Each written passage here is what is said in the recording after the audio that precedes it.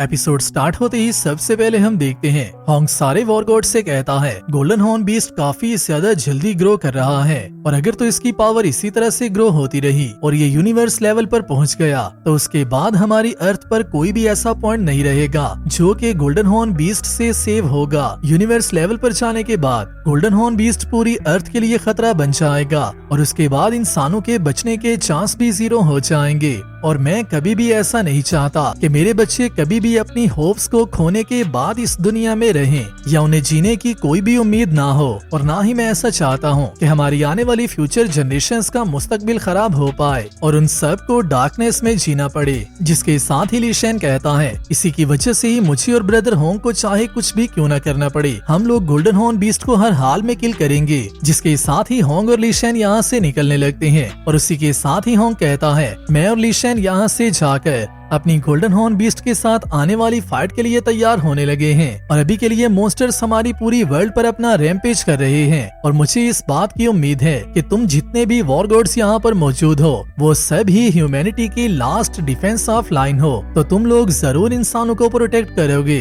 और ये बात हमेशा याद रखना, जब तक तुम सांस लेते रहोगे तुम्हारी फाइट तब तक चलती रहेगी। जिसके साथ ही होंग और लीशेन वहाँ से चले जाते हैं और इसी के साथ ही कमांडर जियाई को एक मैसेज रिसीव होता है। जिसके साथ ही कमांडर जियाई कहता है हमारी जियांगडू बेस सिटी में भी एक इमरजेंसी स्टार्ट हो चुकी है जिसकी वजह से मैं भी यहाँ से जा रहा हूँ। और उसी को फॉलो करते हुए सारे एल्डर्स और सारे वॉर गॉड्स यहाँ से जाना स्टार्ट हो जाते हैं, मगर लू फेंग यहाँ पर अकेला ही रह जाता है और लू फेंग काफी ज्यादा परेशान भी होता है। जिसके साथ जैसे ही यहाँ से सब लोग चले जाते हैं तो उसी के साथ ही लू फेंग होंग की बात को दोहराता है जब तक मुझे सांस आती रहेगी तब तक मुझे फाइट करते रहना होगा। जिसके साथ लू फेंग भी वॉर गॉड पैलेस से बाहर आ जाता है और जैसे ही वहाँ से आते ही अपने कॉन्शियसनेस हेलमेट को उतारता है तो उसी के साथ ही लू फेंग की मदर यहाँ पर आ जाते हैं और आते ही लू फेंग से कहते हैं आज मैं शुशिन को लेकर उसकी बॉडी का चेकअप करवाने के लिए गई हुई थी। जो सुनते ही लू फेंग काफी ज्यादा शॉक हो जाता है और उसी के साथ ही जल्दी से शुशिन के पास आ जाता है और आते ही उससे उसकी हेल्थ के बारे में पूछता है।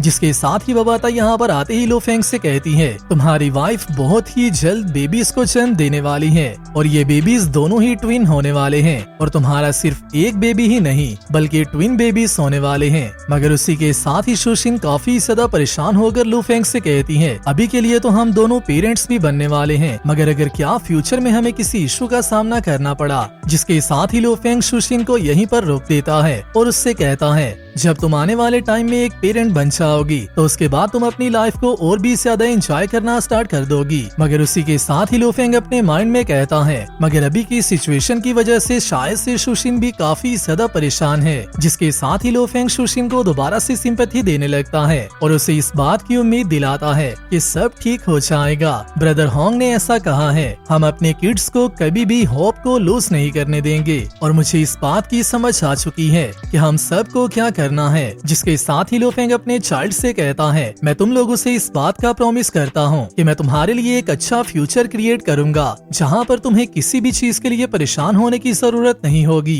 तुम लोग अपनी लाइफ को अपनी मर्जी से एंजॉय कर पाओगे। जिसकी वजह से मैं अभी के लिए यहाँ पर वेट नहीं कर सकता, मुझे यहाँ से कुछ काम के लिए जाना होगा। और इसी के साथ ही लू फेंग शुशिन से कहता है अभी के लिए हमारी सिचुएशन काफी ज्यादा खराब हो चुकी है जिसकी वजह से मुझे भी यहाँ से जाना होगा। और इसी के साथ ही लू फेंग यहाँ से निकलने लगता है जिस पर शुशिन दोबारा से उसे रोक लेती है और लू फेंग से कहती है वापिस आने से पहले अपने दोनों चाइल्ड्स के लिए उनके नाम सोचते आना। जिसके साथ ही लू फेंग शुशिन को बाय करते ही यहाँ से निकलता है और उसी के साथ ही बबाता से कहता है हमारे पास अभी के लिए कितनी ज्यादा एंशिएंट सिविलाइजेशन के रेमनेंट्स मौजूद हैं जिनका यूज करते हुए हम लोग रिपेयरिंग्स कर सकते हैं। और इसी के साथ ही हम आते हैं मार्शल हॉल के व्यू पर जहाँ पर होंग और लीशेन तीनों के रॉयल गार्ड्स के पास खड़े होते हैं और यहाँ पर हेंगशिया कंट्री में भी इमरजेंसी स्टार्ट हो चुकी होती है क्योंकि मॉन्स्टर्स के अटैक यहाँ तक पहुँच चुके होते हैं और इनके सिटी के इंटीरियर एरिया में भी मॉन्स्टर रैम्पेज कर रहे होते हैं। जिसके साथ ही होंग तीनों के रॉयल गार्ड्स को एक चिप देते ही उनसे कहता है इसमें मेरी कल्टीवेशन का सारा एक्सपीरियंस मौजूद है जिसको कि तुम लोग वर्ल्ड वाइड सब लोगों को पब्लिश कर देना, क्योंकि मुझे ऐसा लगता है शायद से मेरे कल्टीवेशन पैथ को यूज करते हुए कोई ना कोई और वॉर गॉड एक हायर लेवल को अचीव कर पाएगा।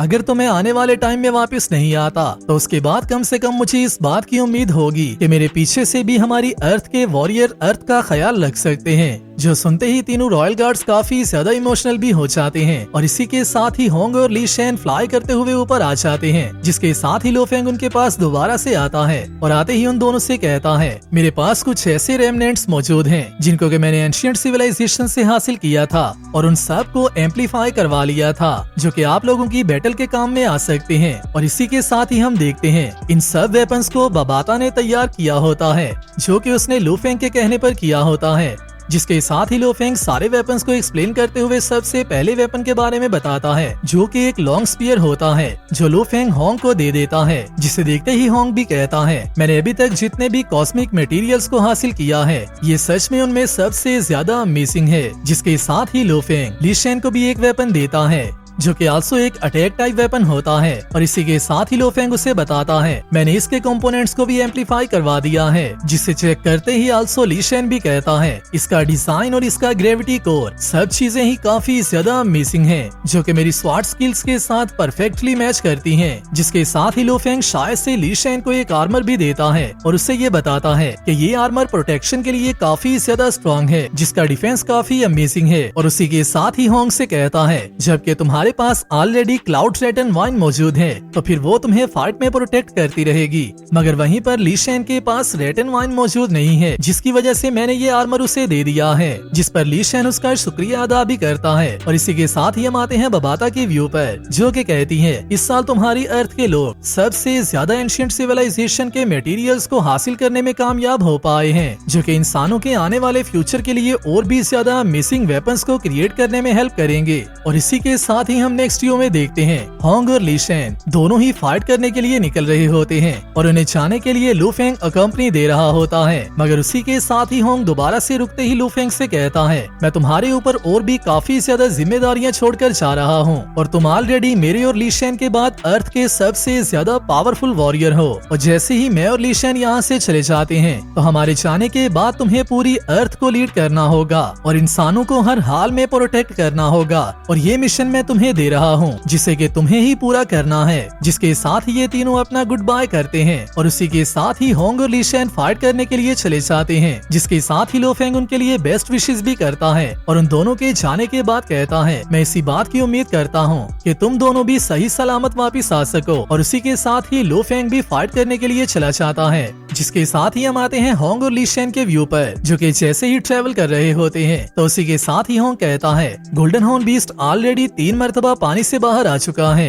बाहर आने के बाद गोल्डन हॉर्न बीस्ट ने काफी ज्यादा बिल्डिंग्स को भी स्वेलो किया है, ताकि वो अपनी स्ट्रेंथ को रिगेन कर पाए। हम लोग यहाँ से जितना जल्दी हो सके सी की तरफ मूव करेंगे और वहाँ पर जाकर गोल्डन हॉर्न बीस्ट को ट्रैक डाउन करेंगे और उसकी लोकेशन को हर वक्त लॉक करते रहेंगे। और जैसे ही गोल्डन हॉर्न बीस्ट की एग्जैक्ट लोकेशन का हमें पता चल जाएगा, तो उसी के साथ ही हम लोग मूव करेंगे। जिसके साथ ही हम आते हैं दोबारा से हेंगशिया के व्यू पर, जहाँ पर सारे वॉर गॉड्स मॉन्स्टर्स के साथ फाइट कर रहे होते हैं और वहीं पर लू फेंग भी अपनी सारी पावर को यूज कर रहा होता है और मॉन्स्टर्स को क्रश करता जा रहा होता है। जिसके साथ ही दोबारा से लाइव न्यूज स्टार्ट हो जाती हैं, जिनमें के होंग और ली शेन अर्थ के दोनों सबसे ज्यादा powerful warriors golden horn beast के अगेंस्ट फाइट करने के लिए जा रहे होते हैं, जिसे के लाइव कास्ट किया जा रहा होता है। जिसके साथ ही लो फेंग कहता है, शायद से ये वो बैटल है जिसमें के इंसानों को सबसे ज्यादा होप है और शायद से यही हमारी लास्ट होप भी है। जिसके साथ ही हमारा ये एपिसोड यहीं पर कंप्लीट होता है। वीडियो आपको कैसी लगी है मुझे नीचे कमेंट्स में लाजमी बताना और नेक्स्ट आने वाली वीडियो के लिए चैनल को सब्सक्राइब लाजमी कर लेना। मैं मिलता हूँ आप सबसे नेक्स्ट वीडियो में, तब तक अपना और अपने प्यारों का ख्याल रखियो।